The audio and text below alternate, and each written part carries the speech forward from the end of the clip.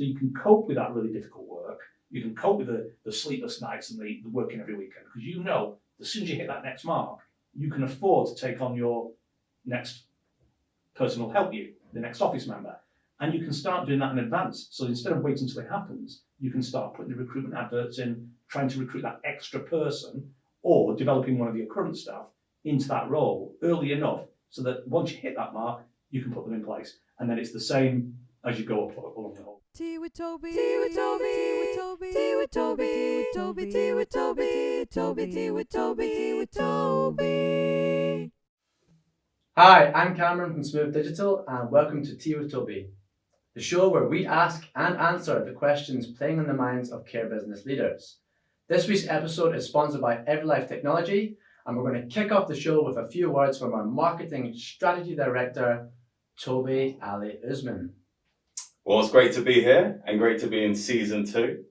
And if anyone's new to the show, let me just give you some background on why they set this up. So we're Smooth Digital, and our ultimate aim is to help care businesses, both home care and care homes, maximize their ability to provide the very best care in their communities. Now, we know as care business leaders, you face challenges. So we want this to be the podcast where you put the kettle on, sit back, and listen to growth-focused conversations and can walk away with tangible tips. Now, before we start, I just want to give a shout out to Google for allowing us to record in their Google studios. And on that note, I want to welcome our first ever guest to the podcast, Simon Crowther. Thanks, Toby. Are we clapping? Let's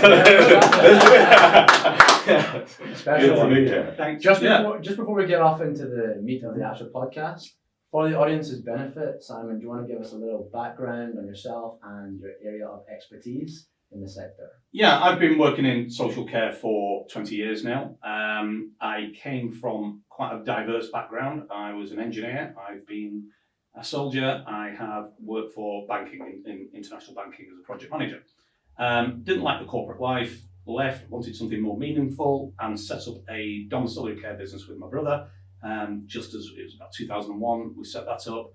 And over a fairly short period of time, we realized that it was quite a new business, very, very in its infancy as an organization.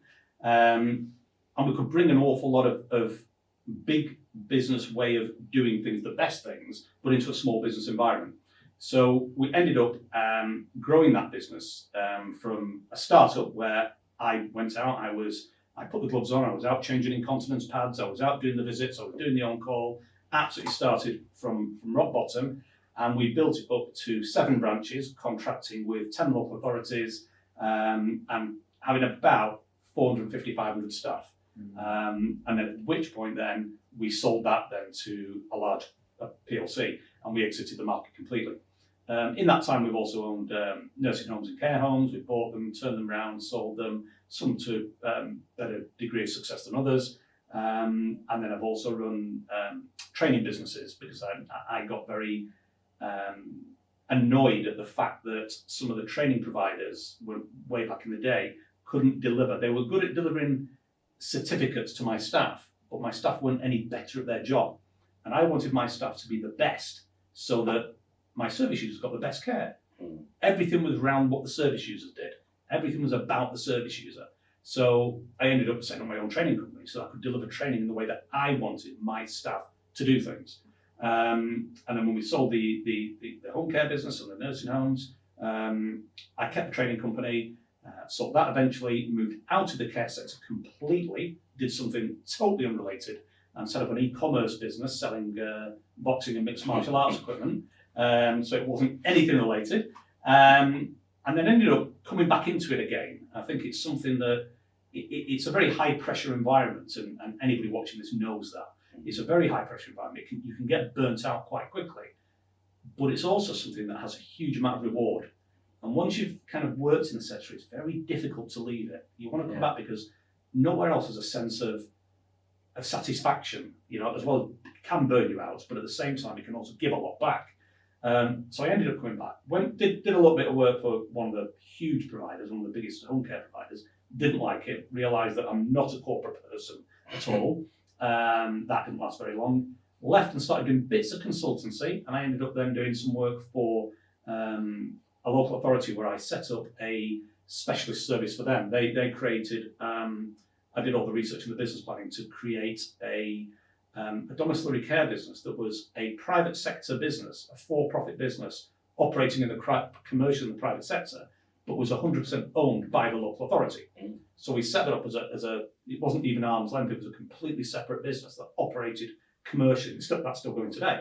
And that was a specialist reablement service. So that was dealing with step down from discharge to assess, coming out of the hospitals to assist with the delayed transfers to other care, the DTOC figures, more commonly known as bed blocking, but to try and reduce that. People would be discharged into our care. We would spend 48 hours assessing them and then decide whether they could go on their reablement pathway. So we had occupational therapists working on full-time, working in the company, and we trained the care staff up to be occupational therapist assistants, so that then they would implement a reablement plan rather than a standard home care plan. And then at the end of that reablement plan, they would look at and see, would that person need any more care? Would they transfer to other care? Would they stay with us or whatever? And then from that, I decided that I really did want to stay in the sector. So I kind of reinvigorated the training company again and started in the consultancy, and that's where I am now. I'm working with care providers, providing training, providing diplomas, providing clinical training, but also providing consultancy, trying to get my experience that I've made a heck of a lot of mistakes along that journey, and giving people so that, the phrase I say is, I've made the mistake so you don't have to, so that I know how to run a dom care business, I know how to do it, so it's very, very high level care, but at the same time profitable, and at the same time without killing the owner or the registered manager. So they're not running around like headless chickens working 60, 70-hour weeks, but actually the thing works. So, over these years I've kind of hopefully cobbled together some ideas that enable this to work. So that I do a little bits of that as well. So it's looking at not just providing the mock CQC inspections that we do, and not just providing advice on training, but actually looking at something holistically and saying, actually, have you looked at marketing, have you looked at your finances, have you looked at your KPIs, and trying to make that business work for not just the owners, the staff and the service users. So the service users get the best level of care, the staff actually enjoy working there and are not put upon, and the owners can actually, and the registered manager as well, can actually have a life and enjoy the work. So that's where we are today. That's an extensive history. And a legend in this business. Wow. Yeah. There's so much learns that people listening, and whether it's on Spotify, iTunes, or on YouTube, can get from this, or LinkedIn. I'm going to start from the top level. Okay. Some people, you mentioned in your experience, you've sold a domiciliary care business. Yeah. The question I have for you is, what are some of the things which maximise the valuation of a domiciliary care business? Obviously, the market forces dictate at the time who is buying and what's buying and who is, that dictates the price. So you can never say how much it's worth. What you can say is that you'll get the best price for the best care business. And that means it has to have good care. So you've got to have good and outstanding grades from CQC. There has to be history there. It's not just a one-off grade. You've got 3-4 years of good and outstanding care. The second thing is got to be run without the owner. So many care organisations require the owner to be, or the registered manager to be there, working, doing almost everything themselves. It has to be able to run smoothly without the owner there. It has to be able to run smoothly with the registered manager on holiday. So they can go on holiday, come back, and nothing has changed. And it can be done, and people are doing it. There's probably people looking at this now and saying, how the heck do I do that? Yeah. Because, I'm running around like a lunatic and I'm always answering the phone, but it can be done. The next thing then is it's got to be run smoothly, it's got to have good care, it's got to have good accounts, it's got to be profitable, and it has to have, you'll get then maximise it with more than one branch. So or more than one contract. So if you're looking at local authority funded care, if you're contracting with more than one local authority, you're spreading the risk. If you've got more than one branch, you're spreading the risk. If you have well-established relationships where you're also, even within one local authority, you're doing part local authority work, part private work. You've got different contracts, so you might be doing some high-end care, you might be doing some continuing healthcare work for the NHS. So you've got a variety of different income streams coming on, so you're not reliant on one. It's very well run, and you've got multiple sites. And the more sites you have, and the more that it runs without you, the higher the multiples go up that people are prepared to pay. So let's delve in a little bit more into that. Yeah. Because some registered managers are probably thinking, how can I run the business without me being there? Yeah. So you mentioned processes and systems. What type of processes and systems are you talking about? It's quite simple actually, and every single action you have should be systemized. There should be a procedure for everything. And people, they go off and they'll buy a set of policies and procedures, but so often they don't follow them, or they're not followed exactly. So let's take a classic is sickness. You'll hear people moaning about sickness all the time. And then when I go in and say, well, when did you last do a return to work interview? Well, I didn't, I was too busy. You have to have a procedure in place and follow it to the letter all the time. That procedure is then written, and you train the people how to follow that procedure. And that's absolutely everything. So there's a procedure and a system for absolutely everything. It's written down how to do it. And more importantly, people are trained how to do it. So often I see care agencies where they get themselves into a state where they've taken on the work, they have a couple of carers leave or go sick, they can't then cover the visits, so they're desperately trying to recruit. They then recruit, and then they run into the habit of not quite training everybody to the level they'd like to, or perhaps cutting some corner, or perhaps just doing the minimum level, instead of really investing their time in that person. And it's that continual cycle. It's difficult, it's difficult to get on top of it, but it can be done, and it can be done over a period of time. So you systemize absolutely everything from ordering stationery to how to handle calls coming in to how the on-call works. Everything is written down in the system. Yeah, I'm a big fan of systems as well. Cameron knows. Absolutely. In our business, we're fully systematized. And there's a book called Built to Sell. Right. Yeah. There's a book called The E-Myth Revisited. They're the two books Yeah. I advise all my clients to read. Yeah. First one, 100%. read the E-Myth, read Built to Sell. Yeah. And even from our perspective, listening to clients, sometimes they're so busy working in the business that they don't get to work on the business. Yeah. But a question I have for you, it relates to the training. Mm-hmm. You're big on training. Yeah. Was there a connection between your days in the army and running this home care business? Were there some skills which you passed on? It's more of an ethos, to be honest. And there was a bit of a light bulb moment. And I was sat there thinking, I've been through the same stage that everybody else has been through. I'm thinking, wow, why is it that my staff turnover is high and I can't get hold of people and they're not doing what I want to do and this? And I thought, wait a minute. When I was in command of soldiers, the soldiers could be brought into the army with no qualifications, no background, nothing at all, yet put into a position where eventually they were doing some quite complex operations in difficult circumstances. And that came down to the fact that A, everything was systemized, but B, people were trained on that system. They put the investments early on to select the right people, and that's absolutely crucial, is selecting the right people. You go on to values-based recruitment, go on to skills for care, you can pull down all the information on values-based recruitment. So you are selecting the right people in the first place, then you put them on a proper training program, not just a quick e-learning or just doing the care certificate, but actually really investing in those people so they stay with you, they feel valued, and they really understand that job.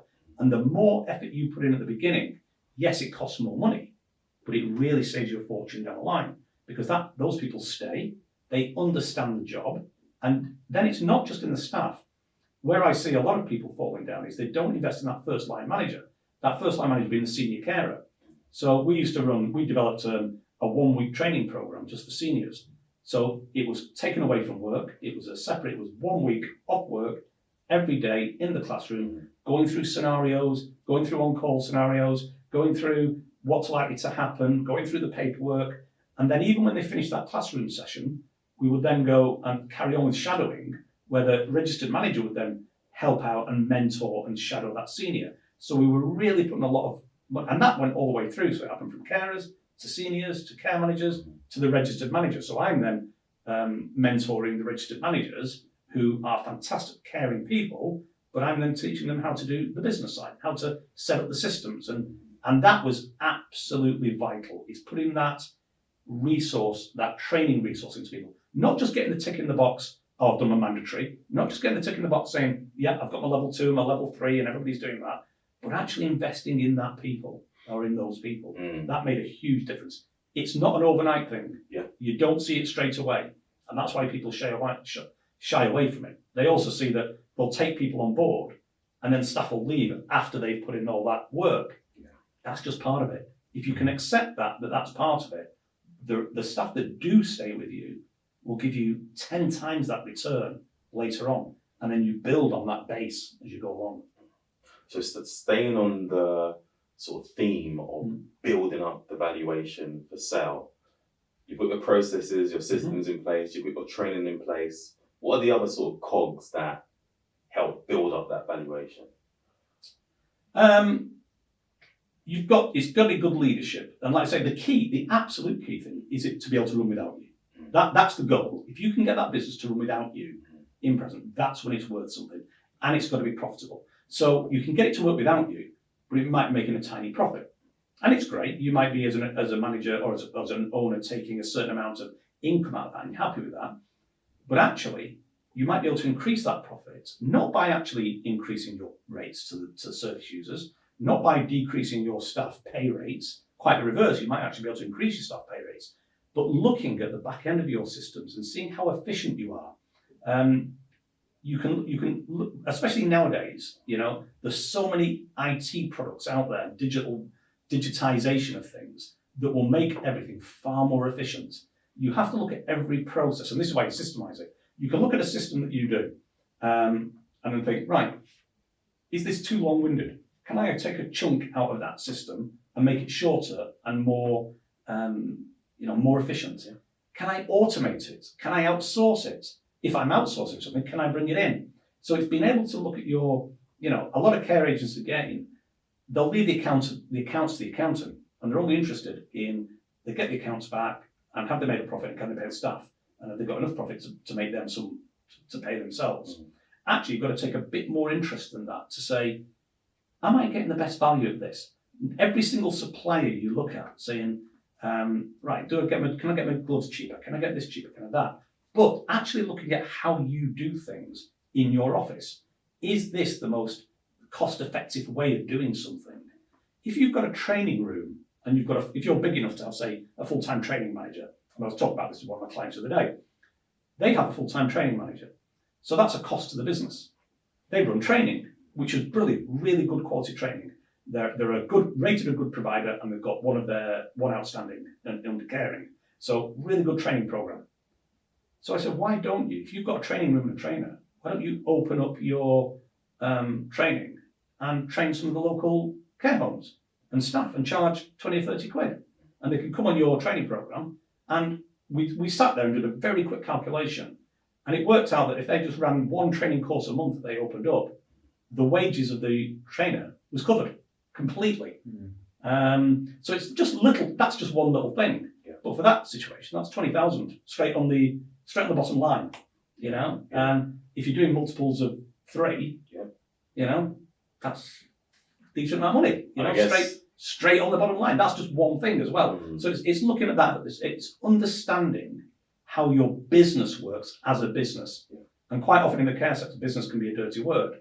Well, it shouldn't be a dirty word. If the care you are delivering to that individual is really altering their life, if that individual, and that's why you've got to be trying to look to become that outstanding business, not just because you want to be, but actually it's got an economic value, but also that the reason that you're in care and no other business is because you want to make a difference to somebody's life. Well, that's what it should be. So if you can do that, then that's what you should be doing. Everything should be geared towards that service user. Now, in a very short period of time, you grew to 7 branches, 500 staff. Tell me a little bit about what you had going on from a sales and marketing point of view, from a consistent recruitment leads and customer inquiries as well. I mostly stuck with local authority contracts back then. I was local authority and NHS contracts. So the sales and marketing was around 2 areas. It was mostly a tender-based business. So I'm writing tenders.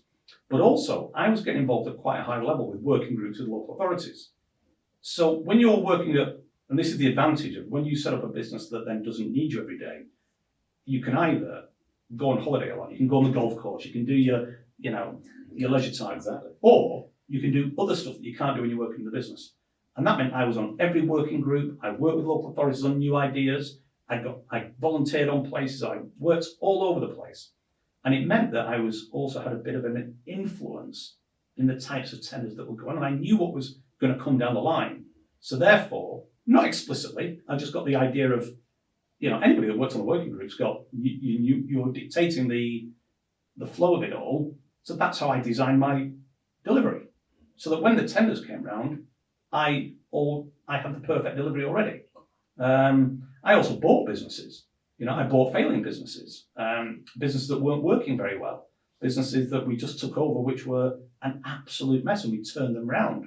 And that was a way of, we took over a business buying it very, very cheaply because it was about to go bust. We turned it round within about 6 months, and that immediately added 1,000 hours into our business. So Straight let's away. get into that. Yeah. What were the things that you had to turn around to actually produce that result? That was actually pretty easy. The registered manager was actually pretty good, but the owners weren't listening to the registered manager. There was a lack of leadership there, a real lack of leadership. So because the owners weren't looking at the registered manager, they were micromanaging, the registered manager was getting really disheartened. That culture was feeding down to the staff. So that when we went in, we gave the manager what she needed and we gave them the tools to do the job. So we invested in that business. So although it cost us nothing to get the business, it cost us quite a bit of money in investment to say, well, we need the training programs, you need a training room, you need to increase the staff wage, you need to start paying mileage, we need to up the salary of the manager, we need to listen to the staff, we need to start staff meetings, we need to pay for staff to attend staff meetings. And pretty soon, everybody got on board with it, and that turned around very, very quickly. So I know over and above this conversation and the workshops we've done in the past, you're huge on recruitment and spending money on recruitment when it comes to marketing. Absolutely. It's whether you're marketing your business or recruiting, it's two sides of the same coin. So you're setting up pipelines, and this is in any other business other than care. This is standard stuff, but in care it's not usually used that great deal. So on recruitment, you have to sell the job. There's no point just sticking an advert on Indeed or sticking an advert on Facebook that says carer wanted, must have their own car. That's what everybody says. Right? That's not why people are coming into the care sector.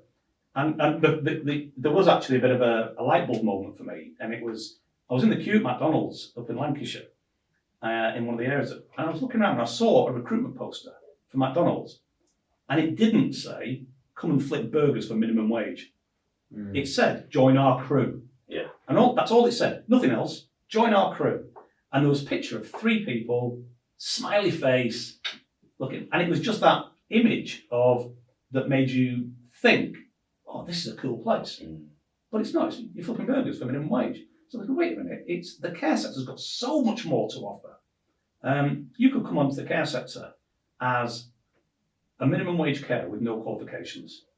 You can end up getting funded through level 2, level 3, level 4 MVQs. You can do all your other training. You can then start an apprenticeship elsewhere and start looking at, actually, I'm going to either go from being a care assistant to a senior carer to a care manager to a registered manager, actually, to being an area manager for a large multi-site organisation, and you can do that quite quickly. Or you can say, actually, I'm going to go down the clinical route. I'm going to become a social worker, a nurse, an occupational therapist, and use it as a stepping stone or a ladder on the career ladder. Use care to get into those careers. And nobody promotes this.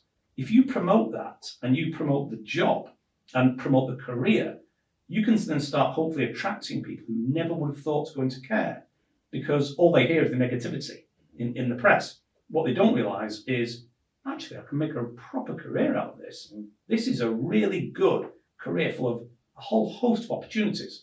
So actually, if you plan to lose your carers, I know that sounds a bit counterintuitive, But if you bring carers on, train them up, and then they go off to bigger and better things, and you've created that pipeline of people coming in, if you've had that carer for 2 or 3 years, then they've been beneficial to your business. And if they go on good terms to a better or a different job that you can't offer, that's fine. But then people will realise that you are the opportunity. You're providing the opportunity for them to do better in their lives, and they can come on board with you. Treating your staff, and not everybody wants a career. Some carers just want, another thing that I see is very basic, is people get into a mess with the rotors. They don't template their rotors, and they don't set up rotor runs. They lose track, and the domiciliary care can unravel very, very quickly. So it can be running really good one day, and then suddenly it all starts falling apart if you don't keep on top of it. And one of those things is having people with regular runs, regular rotors that don't change a great deal, and then the carers will stay with you. And you don't have that's what people want. They want to know where they're going for the day, do the work, build the relationships with the service users, and go home satisfied at night. So if you've got this recruitment funnel where you're constantly recruiting, and that's the thing, you don't recruit for gaps, you recruit constantly, because there's always somebody wanting care. So you constantly recruit, and you have that pipeline where, yes, people phoning up, going into an interview, going on to the induction course going on to continuation training.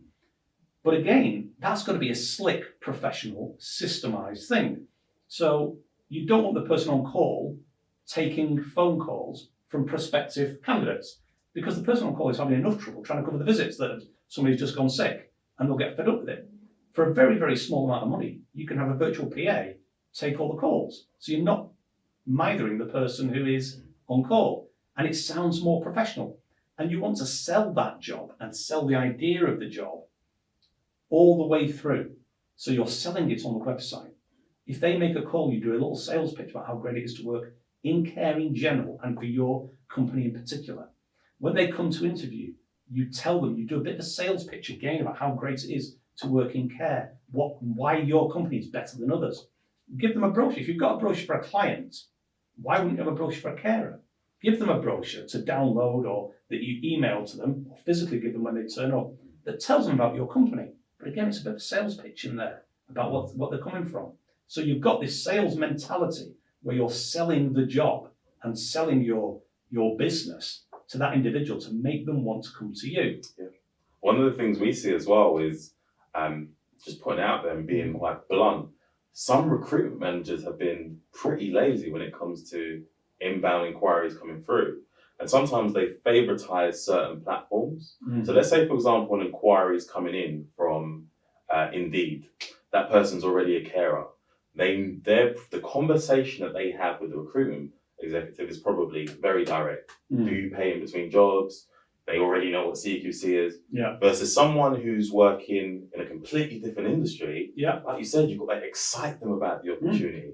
You've got to excite them about the specific company. And if they've got 50 calls to make in one day, it becomes, let's just call the Indeed guys. And it's quite draining. So that's a good point that you've just touched on there as well. Yeah, I mean, you should have, you set up, again, talking about the systems, each one of the, whether you're using Indeed, whether you're using Facebook, whether you're using Google pay-per-clicks, whether you're doing a flyer drop, whether you're setting yourself on a market stall in a local market on market day in the town, whether you're setting yourself up on the high street in the town, whether you're going out physically flyering people's cars in car parks, whether you're going to talk at Alzheimer's Society events, whether you're running, if you've got the facility, why not run some training courses for people or a taster to come and see and understand what the care sector's like. Whether you're setting up in job centres, I mean, these are just 10 things that I've just come off the top of my head. Yeah. You can sit there and come up with another 20. All we've got, that's a channel in marketing terms, that each one of those is a channel. You should be looking at every single one of those channels. So if you've got a recruitment manager, the owner of the business, or the directors of the business, or the managers of the business should be setting key performance indicators to that recruitment person and saying, right, show me the activity you're having on each channel. So they're not just going for the lazy one and the expensive one, which is Indeed. But then you should also be looking at the quality of the advert. Is your advert just saying the same as everybody else? Is it just saying, come and work for us, must have a car, must have a pulse, and that's it, So I'm just conscious of the time. Producer Cameron's looking over at me to make sure this is punchy. So just 2 more questions. Yeah. You do quite a bit of coaching now Yeah. with home care businesses. Mhm. Are there any common challenges that you find that they have? Yeah, absolutely. I mean, I deal with different sizes, from people who are very well established, multi-site, who just want to get bigger, or complete startups where they might be doing, 200 hours and they want to get up to, 1,000 hours for the first step. And look at the smaller guys, their problems are the same. I've talked a lot today about systemizing your business, not working in the business, working on the business. The fact is you can't when you're first starting. You have to do everything. So that it's very difficult to take that step back.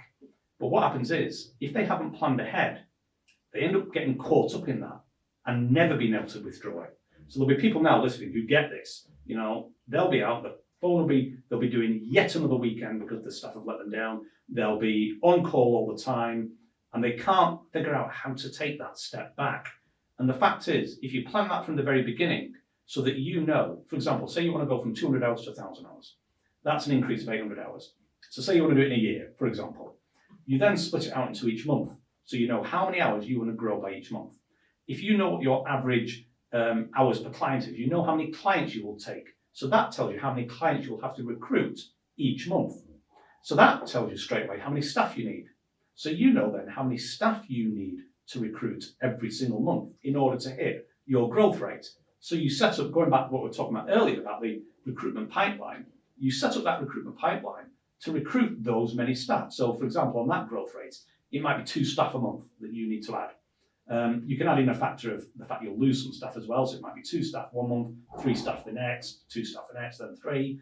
But the fact is you know that in advance. So you can create your recruitment activity, not just sticking a job advert on Indeed with everybody else, but all those things we talked about earlier on, 10, 20 different channels, all happening at exactly the same time, or several of them happening at the same time, over a period of 12 months, so that you know how many people that you're getting through the door that you have targeted each time. And if you don't hit that target, you don't take on the additional work. If you get above that target, which may happen and does happen, then you can take on more work. But either way, you're looking, 1 minute you're recruiting, taking on work, but because you've planned it in advance, you know what's coming. And you also know that it's a stepped, it's never a smooth growth, it's a step growth. So if you're starting off, you've got to do every single job until you can afford to take somebody on to help you. But if you've designed your structure, you know when that is. You know that, okay, I'm doing 200 hours now. I know I'm at 500 hours, I need to take on a care coordinator. So you can cope with that really difficult work. You can cope with the sleepless nights and the working every weekend, because you know as soon as you hit that next mark, you can afford to take on your next person who'll help you, the next office member. And you can start doing that in advance. So instead of waiting until it happens, you can start putting the recruitment adverts in, trying to recruit that extra person, or developing one of your current staff into that role early enough so that once you hit that mark, you can put them in place. And then it's the same as you go up along the whole way. So if we were going to action this, what are the separate plans these guys need to have in place? You need to start doing your business plan. And I mean proper cash flow, proper profit and loss, mostly cash flow, profit and loss, based on your growth that you've decided you want to do. That tells you how many clients you're going to do and how many staff you're going to do. So then you need to actually then drop a separate plan for the recruitment plan. So actually put your recruitment, and this is not fancy stuff. This is literally saying I'm going to do this activity each month and it's going to be multiple channels. Put your recruitment plan in place, put your marketing plan in place, put your quality assurance plan in place, put your training plan. We talked earlier about how to train each member of staff, not just doing a tick box exercise, but actually put that in place. So again, coming back to your funnel, you're recruiting, you're putting them on into an induction, you're putting them on continuation training, and it's all part and parcel of that constant cycle of people coming through as you're growing that business. Well, that's been absolutely so much value. So thank you so much, You're welcome for that. Yeah, thank you. We'll definitely have to get you back on the show. Cool. Simon, where can people find you? Some people might have questions, some of the things you touched on. Sure, Want to reach out to you. Please contact me. I'm around on LinkedIn. If you search for Simon Crowther, you'll find me on LinkedIn. And my website is CareSkilled. That's careskilled.co.uk. You can contact me through there. Email me, simon@careskill.co.uk. I usually have a free sessions where I do about a 30-minute call for anybody who wants to ask any question at all. Get on there. I've got a Facebook group, the Outstanding Home Care Providers. You can get on there and ask questions with other home care providers. Feel free to contact me, and I look forward to speaking to anybody. Brilliant. So yeah, that's the end of the show. Anything that we've discussed in terms of resources or even Simon's handles and his contact information, we'll leave in the show notes. So don't worry, you don't need to rewind and listen to that. Just one call to action for everyone. If you've enjoyed this episode, make sure you show some appreciation and follow us on social media or subscribe to the podcast in your preferred platform. And that's everything from us for today, and we will see you in the next Tea with Tobi.